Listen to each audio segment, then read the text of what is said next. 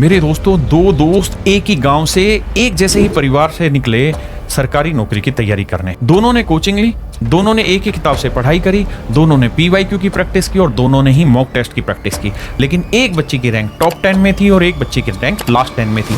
ऐसा क्या हुआ कि इनकी रैंक में इतना फासला हुआ? मेरे प्यारे बच्चों, आज इस फासले को मिटाने के लिए मैं बात कर रहा हूं स्मार्ट अप्रोच की, कि अगर कोई बच्चा मात्र 5 महीने की तैयारी में सिलेक्शन लेना चाहता है और टॉप 10 रैंक में आना चाहता है, तो उसके लिए उसको क्या क्या चीजें करनी चाहिए।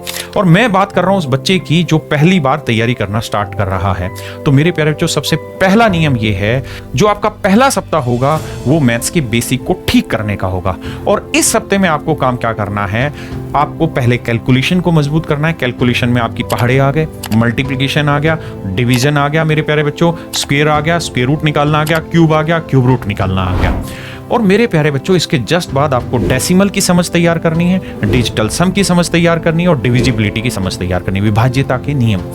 मात्र एक सप्ताह की तैयारी में आप इन चीजों को आसानी से कवर कर सकते हैं। ये चारों टॉपिक पढ़ने इसलिए जरूरी हैं क्योंकि मैथ्स में आप किसी भी चैप्टर की तैयारी कर रहे हो, अगर क्वेश्चन को क्विकली सोल्व करना है तो इन चारों चीजों की आपको जरूरत होगी। चारों की चारों चीजें आपको स्टार्टिंग में पढ़नी चाहिए। अब बात करते हैं कि सर, जब हम अपनी कोचिंग स्टार्ट कर रहे हैं या पढ़ना स्टार्ट कर रहे हैं तो हमें पहले अरिथमेटिक पढ़ना चाहिए या एडवांस पढ़ना चाहिए? नहीं मेरे दोस्तों, मुझे लगता है कि कोचिंग की शुरुआत में आपको पढ़ना चाहिए नंबर सिस्टम।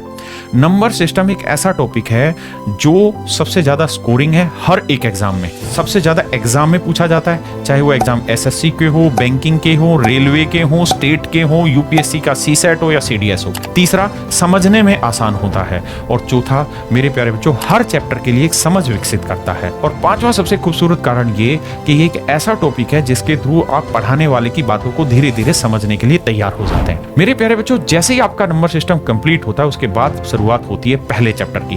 पहला चैप्टर मुझे जो लगता है पढ़ना चाहिए आपको, वो पढ़ना चाहिए परसेंटेज से। मेरे प्यारे बच्चों, परसेंटेज पढ़िए, उसके बाद आप कंपाउंड इंटरेस्ट पढ़िए, उसके बाद सिंपल इंटरेस्ट, फिर प्रॉफिट एंड लॉस और फिर उसके बाद अरिथमेटिक पढ़िए और आखिर में मेरे दोस्तों उसके बाद आपको एडवांस पढ़ना चाहिए। अब बात आती है कि सर स्मार्ट अप्रोच क्या है पढ़ने की। मेरे प्यारे बच्चों, आपको शुरुआत में जो रेशियो रखना है पढ़ने का, वो रखना है 4-3 का। 4-3 का मतलब क्या हुआ सर? 4 दिन पढ़ना है और 3 दिन सीखना। आप कहोगे सर पढ़ना और सीखना अलग है? हाँ, देखो यार, पढ़ने का मतलब है कि जो टीचर आपको बोल रहा है वो आप सुनते चले जा रहे हैं, और सीखने का मतलब है 3 चरणों को मिलाने का प्रक्रिया। सीखने का मतलब है कि पहले जो टीचर आपको पढ़ा रहा है उसे आप सुने, दूसरा अब आप उसके ऊपर सोचें, उसके ऊपर चिंतन मनन करें, और तीसरा उसका प्रयोग करें, प्रैक्टिस करें। जब ये 3 चरण पूरे हो जाते हैं तब आप सीख रहे होते हैं। मेरे प्यारे बच्चों, बहुत सारे बच्चों की लगातार दिक्कत है कि वो 6-6 दिन 7-7 दिन लगातार क्लास लेते रहते हैं और वो सुनने की तरफ तो प्रॉपर ध्यान दे रहे हैं लेकिन सोचने की तरफ ध्यान नहीं देते। जब तक आप चीजों को सोचोगे नहीं तब तक आप चीजों को अपना नहीं बना पाओगे, तब तक वो सारी ट्रिक, वो सारे कॉन्सेप्ट टीचर के ही रह जाएंगे। जिस दिन आप उन चीजों पर सोचना शुरू कर देंगे, उनको सुनना शुरू करेंगे मन में, उनको समझना शुरू करेंगे, उस दिन वो चीजें आपकी बनेंगी। सोचने का मतलब है उसके पीछे के तर्क को आप जान पाए कि हम ऐसा क्यों कर रहे हैं, इस समय क्या फायदा होने वाला है और हम किस तरीके के क्वेश्चंस पे इसको अप्लाई कर सकते हैं। मेरे प्यारे बच्चों, जब आप सीखने के स्तर को पालें और शुरुआत के कुछ दिनों में आप इसी प्रक्रिया को अपनाएं कि 4 दिन हमने अच्छे से चीजों को पढ़ना है और आखिरी 3 दिन जो होंगे उस सप्ताह के, उन 3 दिनों में हम चीजों को सीखें, सोचें। धीरे धीरे मेरे प्यारे बच्चों इस रेशियो को घटाते रहना है, आपकी समझ विकसित होती रहेगी। मेरे प्यारे बच्चों, जैसे ही कोई भी चैप्टर आपका कंप्लीट हो जाए, पहली चीज, चैप्टर हमें जो भी पढ़ना है ऐसे पढ़ना है कि वो टाइप वाइज पढ़ाया जाए, लेवल वाइज पढ़ाया जाए। क्योंकि टाइप वाइज पढ़ाया जाएगा और लेवल वाइज पढ़ाया जाएगा तो आपको समझने में आसानी होगी, आपको प्रैक्टिस करने के लिए मटेरियल अवेलेबल हो पाएगा। और जैसे ही आपका पूरा चैप्टर खत्म होता है मेरे प्यारे बच्चों, आपको शांति से 2 दिन के लिए मोबाइल बंद करके बैठना है और उस चैप्टर से रिलेटेड जितने भी प्रीवियस ईयर में क्वेश्चन आए हैं उन सारे क्वेश्चंस को सोल्व करने की कोशिश करनी है। जब आप पहली बार ऐसा काम कर रहे होंगे तो बहुत सारे सवालों में आप फंसेंगे, उसमें घबराना नहीं है, उसमें शांति से एक ही काम करना है, पहले सवाल को डिटेल करिए सोल्व। जब डिटेल ना कर पाए तो उसका सॉल्यूशन पीछे देखिए। जब डिटेल समझ में आ जाए फिर उसका देखिए कि क्लास में ऐसे सवालों को टीचर ने किस तरह से ब्रेक करना सिखाया था, फिर उस कॉन्सेप्ट को लगाइए। धीरे धीरे धीरे धीरे अगर आप पेशेंस रखते रहे तो आप देखेंगे कि आप सारे सवालों को सोल्व कर पाएंगे मेरे प्यारे बच्चों। और जब वो चैप्टर आपका कंप्लीट रिवाइज हो जाए उसके बाद आपको 1:2 का रेशियो रखना है, यानी वो चैप्टर अब आपको अगले 10 दिन के बाद रिवाइज करना है, फिर उसके बाद 20 दिन के बाद, फिर उसके बाद 40 दिन के बाद, फिर उसके बाद 80 दिन के बाद, और इसी तरीके से मेरे बच्चे उस चैप्टर का रिवीजन होगा और हर एक चैप्टर का रिवीजन इसी तरह से होगा। अब मेरे प्यारे बच्चों, बात करते हैं कि आप पढ़ते पढ़ते महीने के आखिर में आ गए। एक महीना जब आपका कंप्लीट होगा तब आपको बहुत सारा एनालिसिस करना होगा कि इस एक महीने में जो मैंने पढ़ा वो सारी चीजें मुझे नोट डाउन करनी है एक छोटे से पेज पे कि मैंने ये चैप्टर पढ़ लिया, इसमें ये चीजें मुझे समझ में आ गई, ये चीजें मुझे समझ नहीं आई। मेरे दोस्तों, आप इस बात को समझें कि हम किसी भी समस्या का समाधान तब तक नहीं कर सकते जब तक हम उस समस्या के मूल को ना जान ले। तो जब आप लिखोगे तो सच मायने में आप उस मूल को जानोगे कि मुझे दिक्कत यहाँ आ रही है, और फिर आप उसका समाधान कर पाओगे।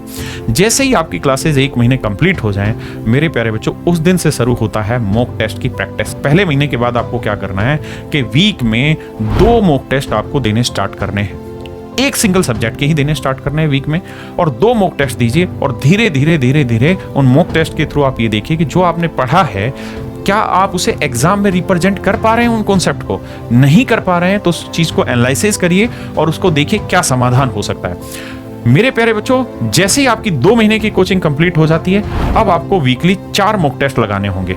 जैसे ही आपकी 3 महीने की कोचिंग कंप्लीट हो जाती है, आपको वीकली 7 टेस्ट लगाने होंगे, यानी डेली 1 मॉक टेस्ट आपको लगाना होगा।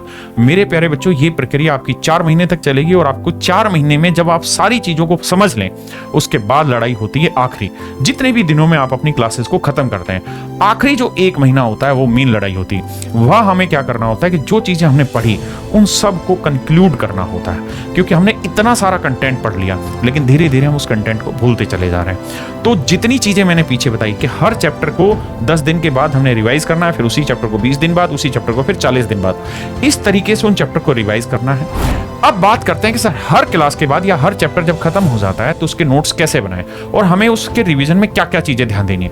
हर चैप्टर के खत्म होने के बाद सबसे पहली चीज दिमाग में ध्यान देनी है कि मुझे ये चैप्टर पूरा रिवाइज करना है किस समय, जब मेरा पेपर होगा उससे 2 दिन पहले। तो मुझे इसके क्लास नोट्स 4 से 5 पेज में पूरे चैप्टर के बनाने हैं, ताकि जब पेपर से पहले मुझे देखना होगा तो मैं केवल उन 3 से 4 पेजों या 4 से 5 पेज को ही पढूं, और सिर्फ उन्हीं 4-5 पेजों में मूल सार में लिखूं। बहुत सजाने की जरूरत नहीं, बस जल्दी जल्दी उसमें मेन पॉइंट लिखिए, ताकि उनको मैं पढूं और उनके थ्रू मैं उस समय पे अपना क्विक रिवीजन कर पाऊं। दूसरी चीज मेरे प्यारे बच्चों, मुझे ये ध्यान देनी है कि उस चैप्टर के रिवीजन करते वक्त मैं किस किस कॉन्सेप्ट पे बार बार फंस जा रहा हूं। जिस चीज पे आप बार बार फंस जा रहे हैं उसका समाधान भी उसे बार बार प्रैक्टिस करने से ही निकलेगा। जितना प्रैक्टिस करेंगे उतना आप उस चीज के ऊपर एक्सपर्ट होते चले जाएंगे। अब मेरे प्यारे बच्चों, बात करते हैं ये सब कैसे संभव होगा। तो देखिए, पढ़ने के 2 तरीके हैं, एक है लाइव बैच और एक है वीओडी बैच। मेरे प्यारे बच्चों, जो लाइव बैच है उसमें रोज क्लासें आपके सामने लाइव होंगी, मैं पढ़ा रहा हूँगा। लाइव भी आप उन क्लासों को पढ़ सकते हैं जिस तरीके से मैं पढ़ा रहा हूँ, और वो जो लाइव क्लासें हैं वो आपके फोन में अगले 1 साल तक स्टोर भी रहेंगी। आप उन क्लासेस को कितनी भी बार देख सकते हैं। मेरे प्यारे बच्चों, वीओडी में क्या होता है, पूरे का पूरा मैथ एक साथ उसकी सारी वीडियोस आपको प्रोवाइड कर दी जाती हैं, एक साथ उसके क्लास नोट्स प्रोवाइड कर दिए जाते हैं, एक साथ उसकी बोर्ड की पीएनजी प्रोवाइड कर दी जाती है, एक साथ क्वेश्चंस की पीडीएफ आपको प्रोवाइड कर दी जाती है। मेरे प्यारे बच्चों, लाइव बैच में यही सारी चीजें हर दिन लाइव क्लास के तुरंत बाद आपको मिलती हैं, जबकि वीओडी बैचेज में ये सारी चीजें एक साथ मिल जाती हैं। वीओडी बैच का ये फायदा है कि आप अपने अनुसार अपनी सीक्वेंस में चैप्टर को जब चाहें, जो जिस मर्जी चैप्टर को चाहें आप उसमें पढ़ सकते हैं। लाइव बैच में ये फायदा रहता है कि आपको डेली टारगेट मिलता रहता है कि आज ये क्लास होनी है, उसी चैप्टर की सीक्वेंस में क्लास चलेंगी, उसी सीक्वेंस में आप धीरे धीरे पढ़ते चले जाइए।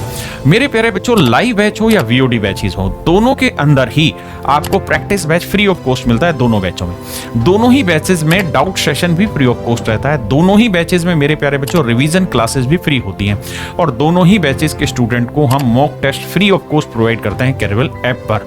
तो मेरे प्यारे बच्चों, दोनों ही बैचेस आपके सामने पेश है। पहला बैच मेरा हर महीने की 1 तारीख को वीओडी के रूप में पेश होता है, दूसरा मेरा लाइव बैच हर महीने की 7 तारीख को आता है। तो आप मेरे प्यारे बच्चों जिस भी बैच में कंफर्ट जोन में हैं, उस बैच में आप अपने मैथ के सिलेबस को बहुत अच्छे से खत्म कर सकते हैं, और मैं ये उम्मीद करता हूं कि आप आने वाले 5 से 6 महीने में सरकारी नौकरी ले लेंगे।